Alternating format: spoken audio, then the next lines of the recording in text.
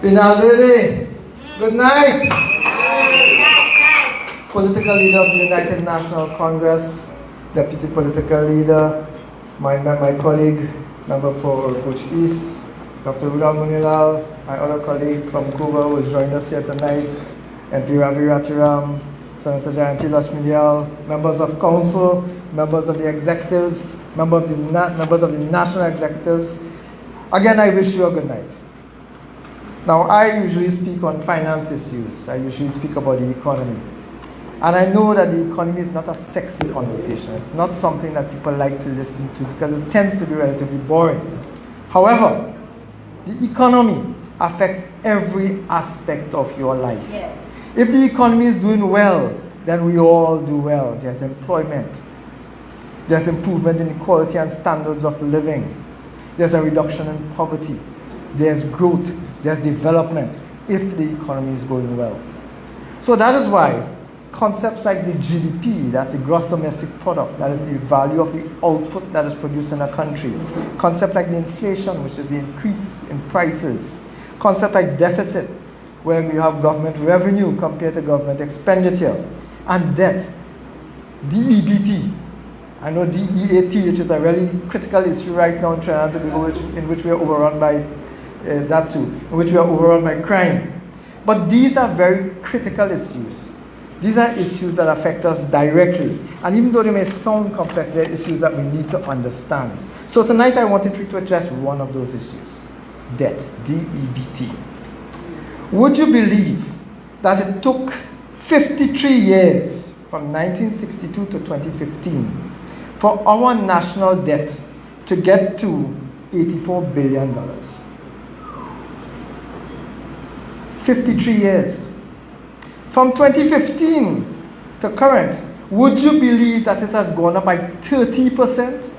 Our national debt now is the highest it has ever been at $110 billion. Wow. Now, that means that we owe as a people, as a country, we owe to financial institutions throughout the world, local and foreign. We owe as a people $110 billion. We will never be able to see anything close to that in our lifetimes. But this PNM government, that is where they have taken us, into the valley of debt. In more ways than one, into the value of criminal murder rate debt, and into the value of financial debt. Now, by itself, borrowing is not bad. Many of us in our lives will have had to borrow money, maybe to buy a car or to buy a house, to send your children to school. We may have taken loans for those purposes. So borrowing money in itself is not a bad thing. It is what you do with the money. That is what makes the difference in whether or not we move forward or we move backward. And what do you think we have been doing with the PNM borrowing? How much is it? $26 billion more. What do you think we have been doing? We have been financing government corruption, mismanagement, wastage. Ladies and gentlemen, I want to give you one example.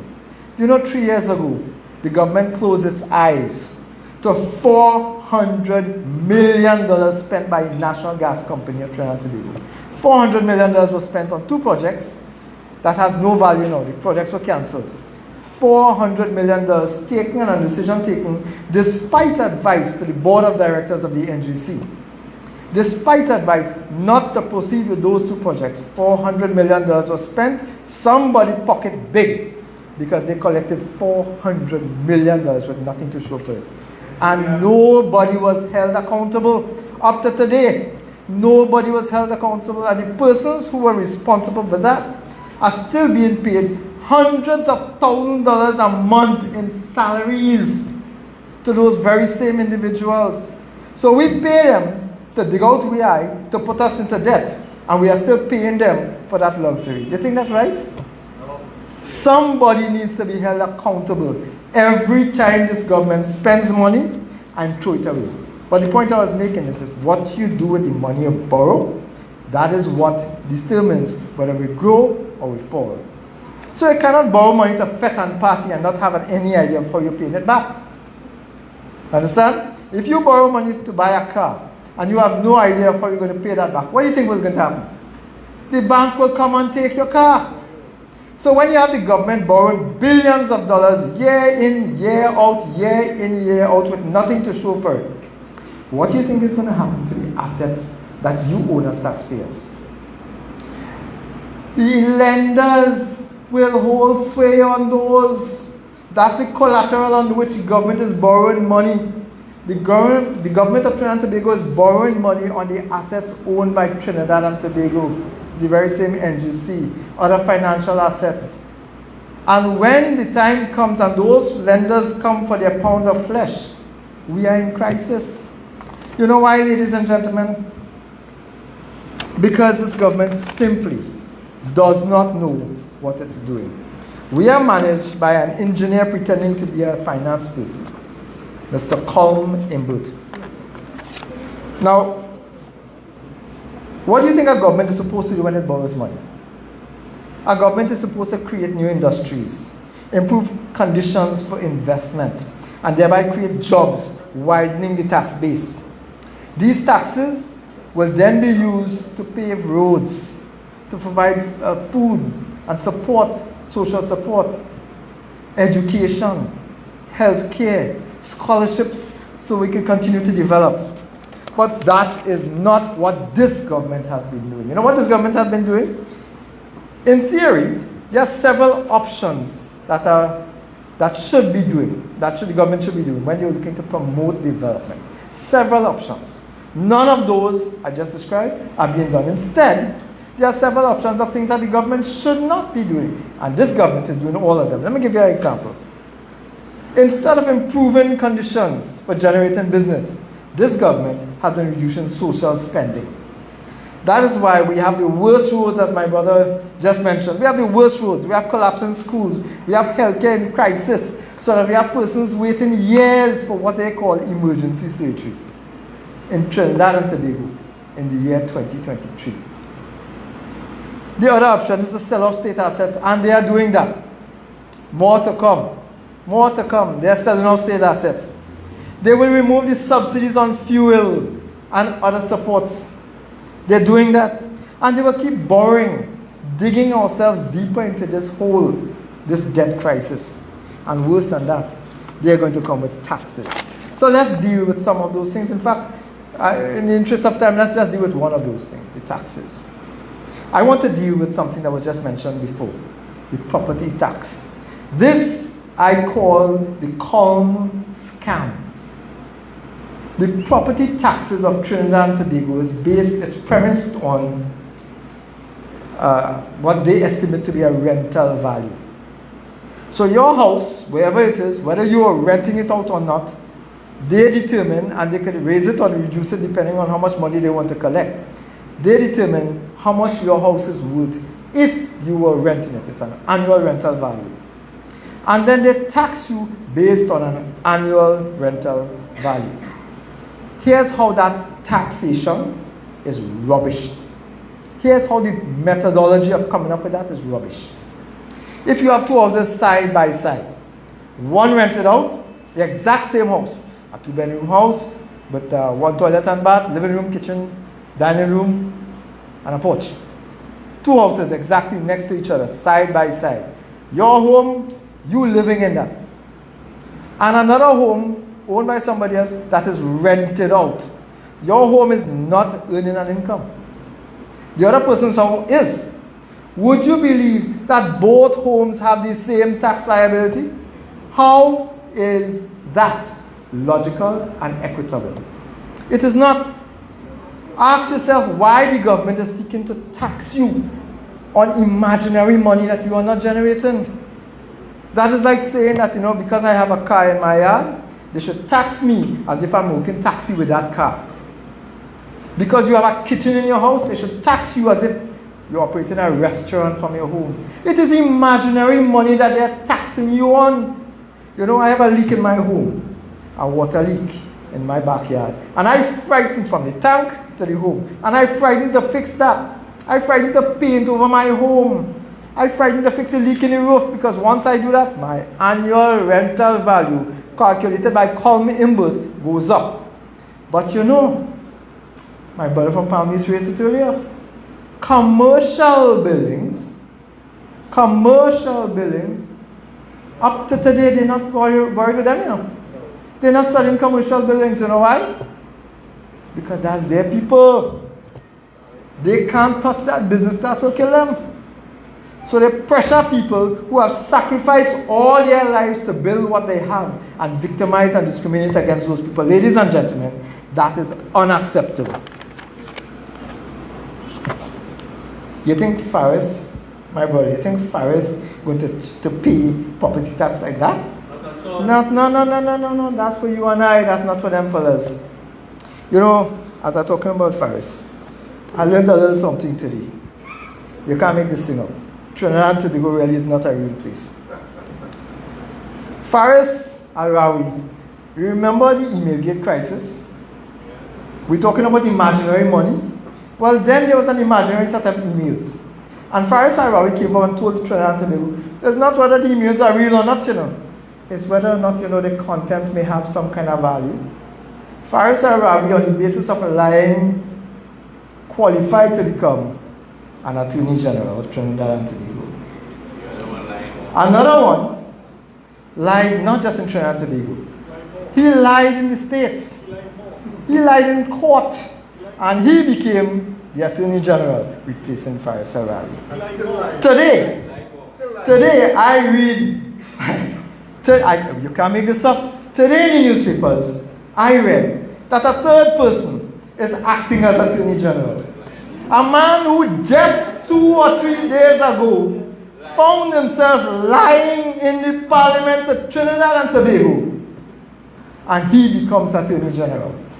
It seems that the only way to become Attorney General, to get promotion in this government under the PNM, is to lie. And that is because they are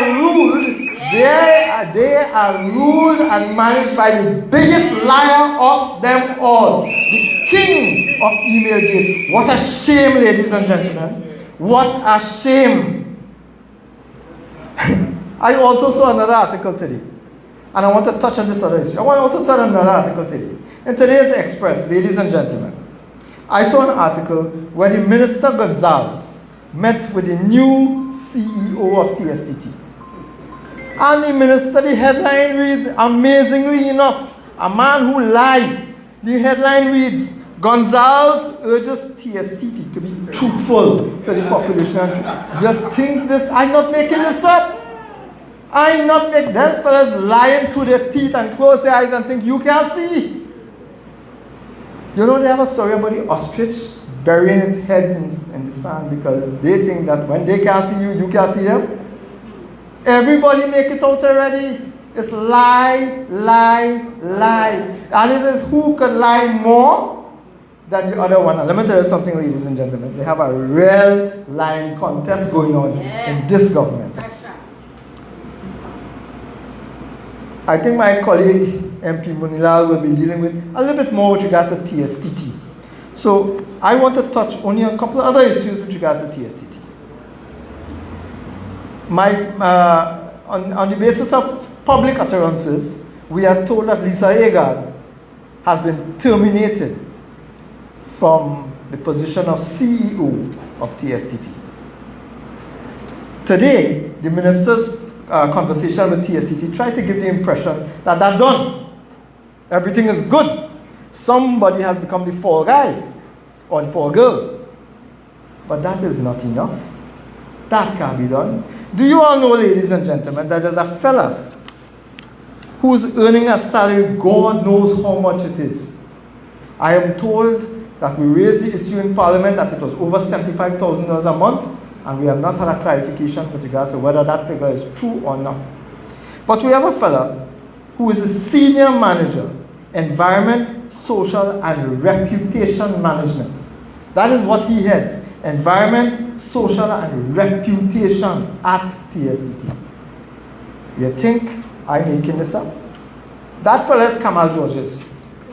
Just recently brought in at exorbitant cost He is in charge of the reputation of TSTT. TSTT is on the block right now. Shame eat, what do they say, dog eat their shame? Dog eat their shame.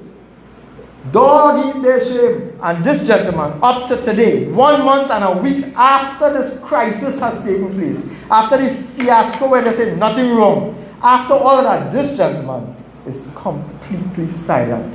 I want to know what we paying them fellas money for. So they can live high off the hog? What are we paying them for?